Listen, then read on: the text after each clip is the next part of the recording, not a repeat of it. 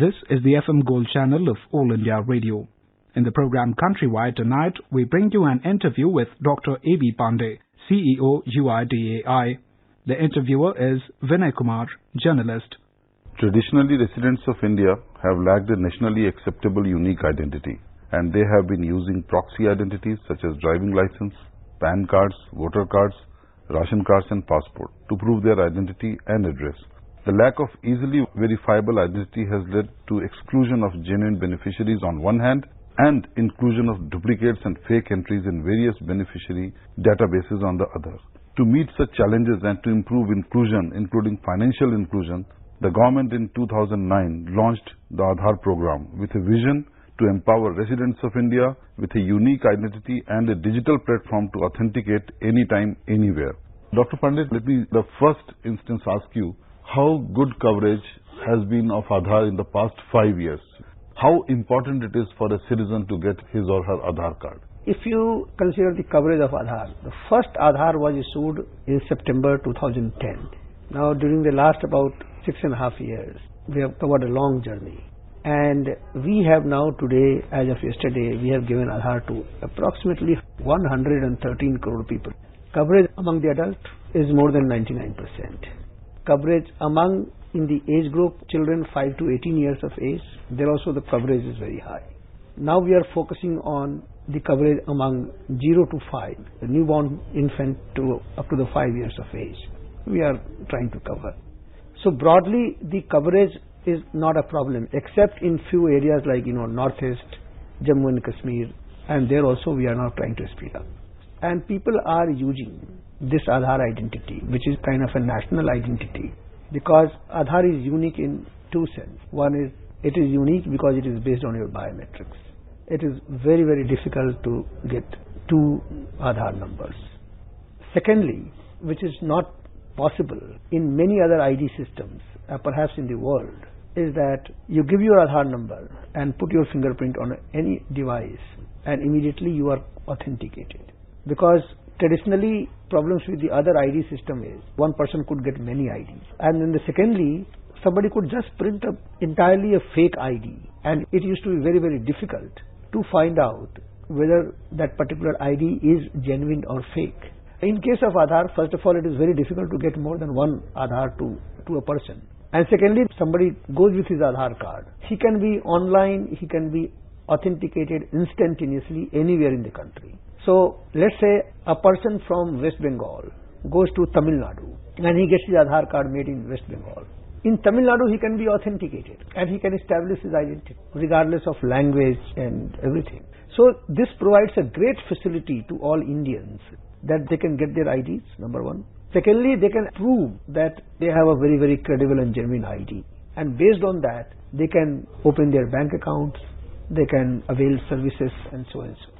So naturally, Aadhaar has become an important tool for good governance and empowerment of people also. And it has helped more than 4.47 crore people to open their bank accounts through Aadhaar eKYC. But Dr. Pandey, there have been some reports and some news items also have appeared in print and social media expressing apprehension that the Aadhaar data, which is a centralized repository of data in our country, the biometrics can be misused, and we have some private agencies which phone people and ask for their KYC. So how to allay these apprehensions? There are two parts of this problem. One is that the Aadhaar data which resides inside the Aadhaar, that is your basic demographic details, name, address, your mobile number, email address, and plus your biometric. That is with Aadhaar, even though we may have engaged private agencies in the field to collect this data. But what we have done is that as soon as the data was collected, let's say somebody enrolled in a village, as soon as the enrollment was done, when you press this save button on that machine, the whole data gets encrypted by a very, very high encryption bits. So much so that it will require a fastest computer on the earth to almost the age of universe to decode this. So that's the kind of encryption that has taken place right at the place and time where this enrollment was done. Now that encrypted data is sent by that private agency to us, which only we can open it. Then we process the data and we issue Aadhaar numbers. And then again the whole data is encrypted and kept back with us. So this is the level of security that we have provided. And so that the data, even though it remains in the private hand, because data has to travel from the place where the enrollment was done and it has to come here, this data cannot be misused because it is highly encrypted. And thereafter, when the data comes to us, it is again decrypted only for a fraction of milliseconds, I would say, for the purpose of generation of Aadhaar number. This whole biometric data is encrypted and kept in a store. So there also it is very, very difficult to get this data. Plus we have several layers of security, except that we would like to assure that the data which is with the UIDAI is very, very secure. Then Aadhaar is being used elsewhere. For example, you go and open a bank account. So there you give your Aadhaar number. Biometric, they are not supposed to store it, because if you have put your fingerprint to authenticate your identity, then there also it should be encrypted and it should be sent to us. And then again, we know we'll keep it encrypted. So Aadhaar number and other details could remain in banks and other places, and the biometric should come to us under the law what we have provided. Last year the Parliament passed an Aadhaar Act. In the Aadhaar Act, we have taken the privacy and the security of data very, very seriously. And what we have said, that anyone who is using Aadhaar data, they need to protect this and ensure that the privacy of the person is not violated. For example, if they have collected Aadhaar number for opening a bank account, they can use it only for that purpose. They cannot use it for any other purpose. That is for opening bank account. For example, if you have used your Aadhaar number to get a SIM card, then this Aadhaar number can be used only for that purpose at that time, and then this cannot be used for any other purpose at a later stage. So they would not be able to publicize that such and such Aadhaar number person is my customer and then sell this data to some other marketing agency. And if they do that, then Aadhaar Act is very, very serious. It is a criminal offense and one can be sent to jail for 3 years. So we have, one is the technological security, process security, and other is the security through the law. Because after all, some people will try to violate the privacy. Some people will try to attack the system. So what we have said is that it is a serious crime in our country to meddle with any of these Aadhaar data. So cyber security remains one of the major concerns, and citizens can be assured that there are multiple levels and layers of security with UIDAI which protect this data. And the private operators, as you very rightly said, internet service providers, mobile phone service providers, they have collected this data, but they cannot publicize it, that we have this huge database of citizens with us. First of all, the data which remain with us is encrypted. Data which they have collected is encrypted, but some data like their Aadhaar number, not the biometric, Aadhaar number, bank account number, these are all personal information. And this they need to protect under the IT Act, Information Technology Act, and also under the Aadhaar Act, or any unauthorized sharing of this data, any leak of this data is a criminal offense, and for which the person can be sent to jail.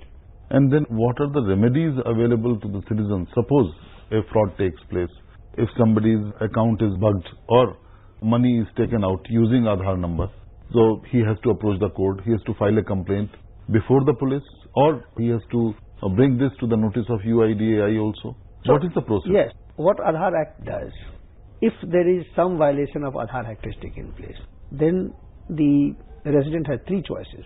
He can go to the court and say that, look, this is what has happened to me. And then the court will ask the police to investigate and file a case. Other option is that he could go to the police and police could investigate, and police, if it finds that there is some substance in the complaint, then police can file a charge sheet in the court. And what Aadhaar Act has said is that it will require the sanction of the UIDAI. So with sanction of the UIDAI, the person can be prosecuted. But initial complaint, what we call is a first information, can be given either to the police or to the court directly under the CRPC. And then the process of law and investigation can get kicked in from that point onwards. And then the justice can be delivered. Union Finance Minister Mr. Arun Jaitley yesterday told Parliament that in the times to come, in near future, Aadhaar could be the only card which a citizen will have. Instead of having the multiple identity cards such as PAN and voter ID card, Aadhaar will be so enabled that Aadhaar will be mandatory for filing income tax returns from July this year. And this is done with an intention to widen the tax base. That is, the government, Union Finance Minister has said that. But how far will this go? Will Aadhaar only card which citizens will have in the years to come? I have seen the statement of the Honorable Finance Minister. What he has said is that Aadhaar is going to be basis for all other identities in the country. For example, and this is what perhaps was reported in the media. Let's say you want to file an income tax or you want to get a PAN card.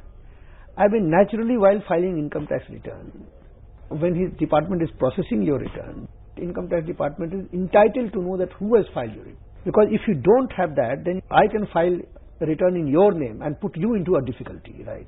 Let's say, your income is 20 lakhs of rupees, and then somebody in post can file a return in your name and say that my income is only 2 lakh, and then tomorrow the income tax will come and say that no, your income was 20 lakhs, and then how did you give only 2 lakhs, and then you will have to do a lot of explaining.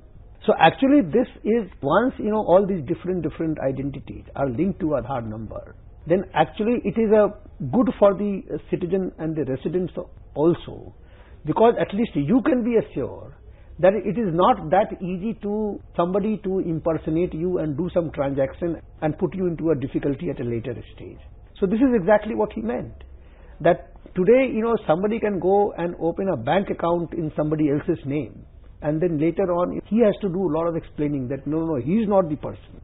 But supposing if it is Aadhaar linked, then what is ensured is that only the genuine person is able to do the transactions. And this is the unique identity given to a particular citizen. Another thing, Dr. Pandey, is you have assured citizens and people that Aadhaar cannot be tampered with. It is a foolproof security system which your authority is undertaking. But there are other privacy concerns also. Is it Big Brother, surveillance, state? This concern is also very much in the minds of many citizens and civil rights groups. They have many times voiced this concern. It has been voiced in UK also. But at the same time, many other countries, including Russia, Morocco, Tunisia, they have evinced very keen interest in our Aadhaar system. What Aadhaar empowers people? Aadhaar empowers people to prove their identity, and nobody else can fake. It's not that easy to fake that identity. Now, so far the question is that whether it will lead to a large scale privacy. So those safeguards are built into the Act itself. So as I mentioned, that supposing if Aadhaar number has been collected by a private agency or a public agency or a government department for a particular purpose, then this Aadhaar has to be used only for that purpose. So this stipulation of law or restriction of law is applicable not only to the private agency but also applicable to the government. And then Aadhaar Act says that the law has to be followed by everyone. So therefore the whole fear that this will lead to larger scale invasion of privacy is not very correct. So far as the other countries are concerned, yes, other countries have requested, because we have a lot of restriction on what data we can share with others, right? Because again for the security purpose, because security is very paramount to me. So within that framework, whatever assistance we can offer to the other countries, we will offer those assistance, whoever come to us. And naturally this 12-digit unique identity number has become a very unique part of every citizen's life in India. And we have seen reports that government has saved billions of rupees, nearly 49,000 crores in giving subsidy, giving direct benefit transfer, and it is expected that it may go up to $7 billion by 2018 March. So that is the kind of economic benefits which the government has reaped. And similarly, in proportion, citizens' lives has also been made easier. That's correct. I mean, in fact, the World Bank last year had conducted some study, and they found that if Aadhaar is used across all the schemes of only Government of India, where the benefits are given, then it will lead to saving of something like $11 billion every year. Dr. Pandey, thank you very much for shedding light on all these aspects and putting at rest fears and apprehensions of people regarding Aadhaar. Thank you very much. Thank you. You were listening to an interview with Dr. A.B. Pandey, CEO UIDAI. The interviewer was Vinay Kumar, journalist. This program was produced and presented by the News Services Division of All India Radio. This program is also available on our website, newsonair.nic.in. You may email your opinion about this program at airnsttalks@gmail.com.